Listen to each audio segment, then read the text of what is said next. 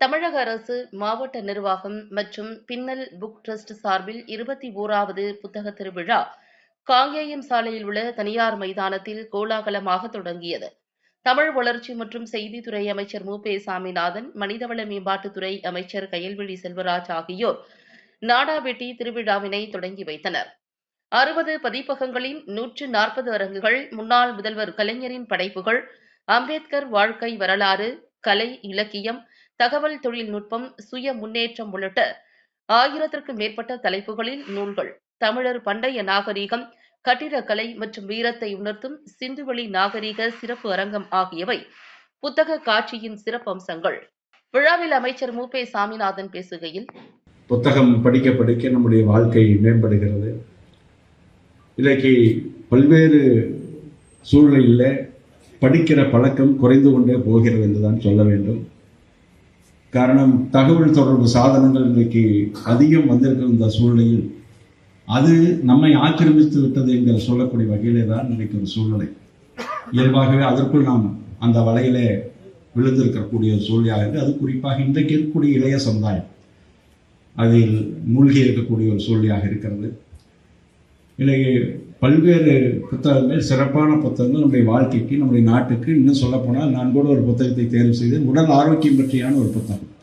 முதல்ல உடல் ஆரோக்கியம் பற்றியான புத்தகம், அதே போல பொது அறிவு சம்பந்தமான புத்தகம், இந்த நாட்டினுடைய வரலாறு, நம்முடைய முன்னோர்கள் செய்த தியாகம், இப்படிப்பட்ட சூழ்நிலை அதையெல்லாம் நாம் அறிந்து கொண்டு, அதே போல நம்முடைய வாழ்க்கைக்கு தேவையான ஒரு சூழ்நிலைகளை மையமாக வைத்து அந்த புத்தகங்களை தேர்வு செய்து நம்முடைய பொருளாதாரத்தை ஈட்டக்கூடிய வகையிலும் இருக்கக்கூடிய ஒரு சூழ்நிலைக்கான புத்தகங்களும் இருக்கிறது.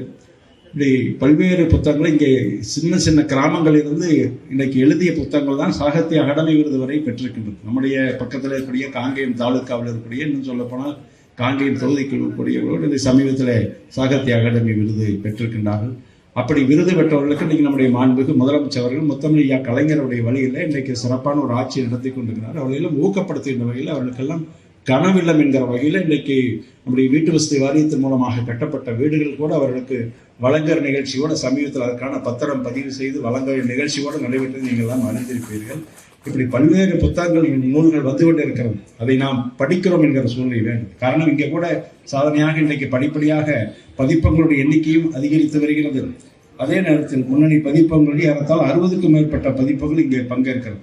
அதே போல 150 அரங்கங்கள் இன்றைக்கு இடம்பெற்றிருக்கிறது. விற்பனையும் ஆயிருக்கிறது என்று சொன்னால் நிச்சயமாக அது படிக்கிற சூழ்நிலை ஏற்பட்டிருக்கிறது என்றுதான் அர்த்தம்.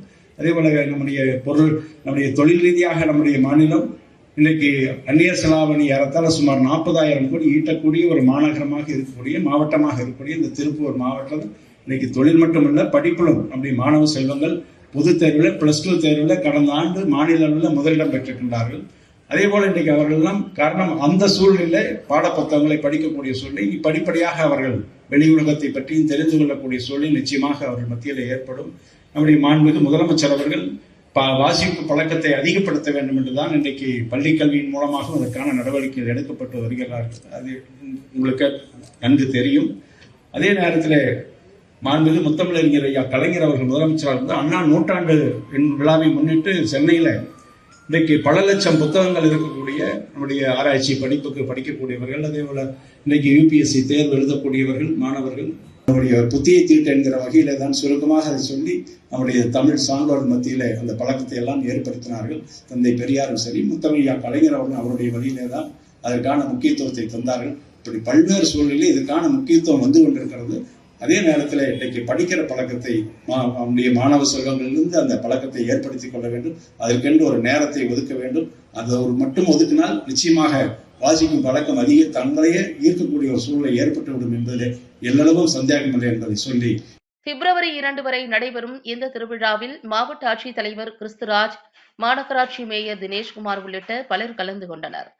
இந்த கண்காட்சிக்கு குழந்தைகள், பெற்றோர்கள் என ஏராளமானோர் வருகை புரிந்து வருகின்றனர்.